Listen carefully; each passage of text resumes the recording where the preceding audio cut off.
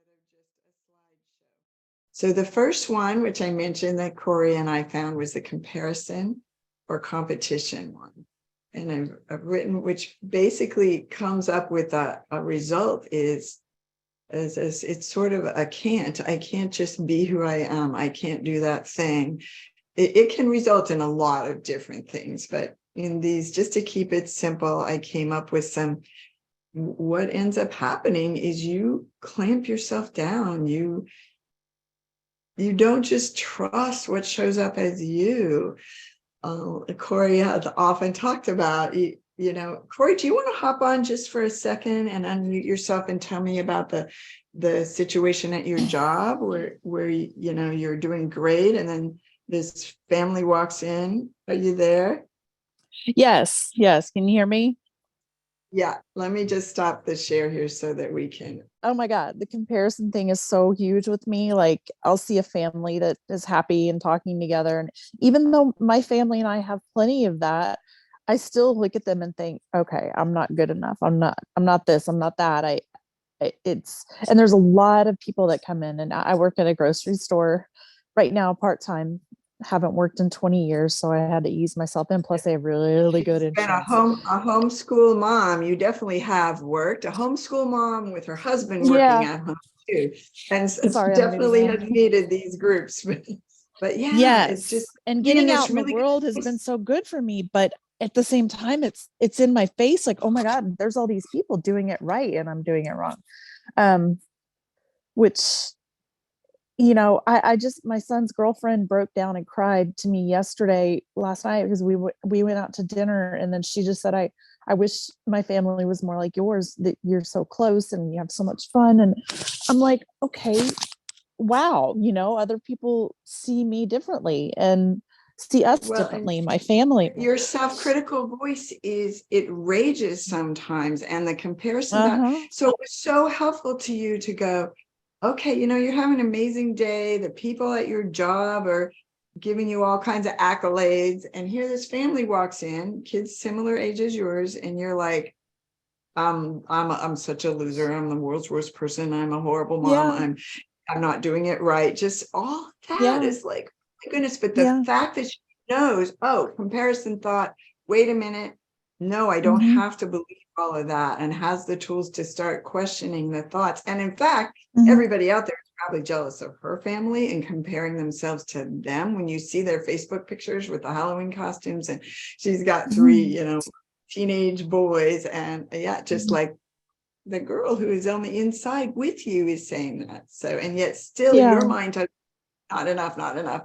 So and I'll see women with young children, like babies, and I look and I think, I wish I had it all to do over again. I wish I could do it differently. And that's really painful too. That's the regret again. That's we'll come back to the slideshow now. If you look back at the self-sabotage type comparison, I want you to know that thoughts are not parallel to the types. They can be close, but when I went to do this, the thought types is I was working with a friend that is a friend, but that I also work with her a lot. And she was we would solve one thing and she'd go into the next, and her boyfriend's going to leave her. And it was just one of those, she would get all the way through one, and then her mind would come up with the next one and the next one. And that was on a New Year's Eve 3 years ago. And I said, okay, just know this. If you're doing any of these kinds of thoughts, you're going to be in trouble. So let's just boil it down to the thoughts. And I said, oh my goodness, I should do a New Year's thought detox. So that's how it got started. So anyway, with the comparison in the self-sabotage slides, it said that the CCF, which is the Comparisons and Conditions Factory, its name is the Not Enough Police. Its nickname is the Not Enough Police. I don't want you to it's weird that there's 5 of both, but they aren't totally parallel.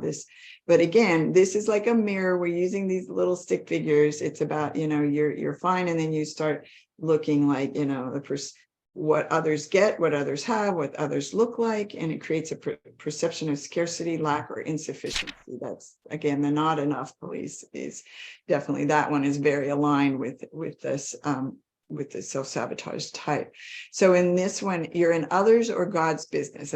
These are a little hard to do with the arrows and stuff, but basically it's almost like the arrows at the top show that you're over in their head, worried about what they're thinking of you, how they behave, what they're doing with their life. And somehow, instead of seeing them over there in their own business, and then you're over here in yours, everything that's going on with them affects you. So that's what the arrows are up there. And then the person is sort of holding the littlest part of me, gets almost handed off to that person. And it says, well, we're not going to be okay unless that person does X or Y or Z. And so you really abandon yourself and you give it over to factors completely out of your control. It's just so sad, and we all do it. And yesterday we talked about the 3 types of business: yours, mine, and God's. And that anytime you are out of your own business, you're going to be hurting. So you're handing a part of you over to something and saying, but then you try to control it. That's why where we get in trouble. I remember when I first went to an Al-Anon meeting, in which I went to learn about being in my own business. Really, I didn't really have an alcoholic in my family, but I understood that program to really be good with codependence. Since then, I felt like this work took me further in some ways, and it's wonderful. But anyway, my first thing when I did my 4th step, where you take your own inventory, was like every situation of mine came down to me trying to get someone to do something different. And that's when they would be annoyed with me or things would go wrong. So again, when you're in other people's business, it really comes back, and you'll find that that's always underneath. So this is kind of a continuum, but in the middle is that lovely purple place of no judgment, of not knowing, but we're bouncing back and forth between shame or judgment of self. Something is wrong with me, and that includes regret. So for all of these, they can be in the past, present, or future. So for me, the beating myself up about what I said or did in the past, for someone who's worst case expert and is always projecting into the future. What I found about my indecisiveness is it was always not about the decision itself. It was about fear that I would beat myself up for the decision.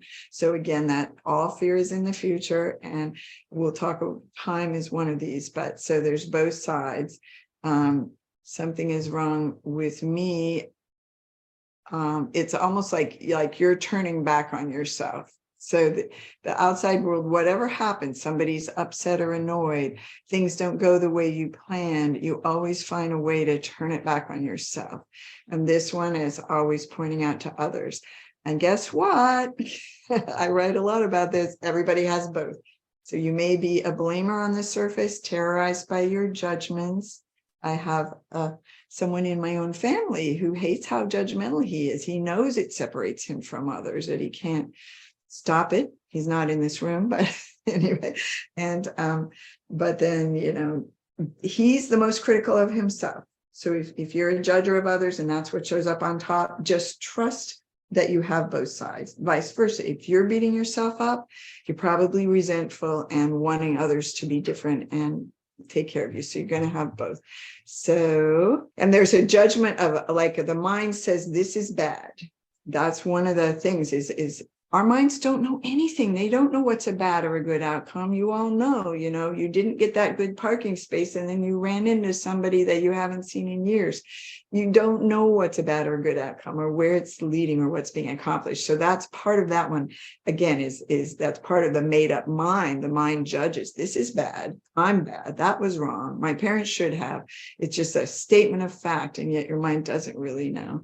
So this one is self-sacrificing. It's parallel to that, style of self-sacrificing fixer, but it's basically a savior. And you see somebody else over there with their little kid parts, and you're just so sensitive to what they need. And all you do is this stuff just pours through you, give, and so the thought that what others need, and I have found a belief in me and in some others, that a deep-seated belief that I must meet their needs or excuse their behavior before my needs get to be met. And when people start to realize that script, they see, oh my God, it's actually kind of manipulative. People go, oh, wait, I did or said something for them that really wasn't that true to me, but I felt like I had to get them in a really good place before I would be able to ask for what I needed from them or get what I needed. And it's a bottomless pit because everybody is always going to have other needs. So you always end up at the bottom of the barrel, and then you'll also be resentful about it. So even though it appears you're giving, people who are doing that end up being really passive aggressive because they're kind of mad about the fact that they're always coming last. So, and again, you can take any of those and place it in time. So again, time is you place conditions, meaning I need it to be this way, on the past, which leaves you powerless or in regret, on the future, which leaves you fearful or in worry, and on the now, which equals basically no. You're saying no to the now, which is resistance. And see, in these, it's cute. I came up with a P equals past equals powerless, F future equals fear, and now equals no. If you're placing conditions, I need this moment to be different than it is, you're basically saying no to this moment, and that's resistance. All right, so this is what everybody's going to have. So right now, let's try it. Take one of your thoughts and beliefs that you wrote down earlier. So if I put I'm doing it wrong, was one of mine. It's just one of those super general beliefs that we've all had. So what would you guys think if we use that one? It can fall into more than one category. In my case, it's not a comparison because I don't have a standard in my head of what it should be. It is shame, blame. I'm telling myself I'm judging myself, but it's also others, God's business. It comes from me thinking that you're thinking I'm doing it wrong. So those two, and that's happening in the now, but there's also, the minute the now is past, then it turns into beating myself up in the past. So the cost to me is that,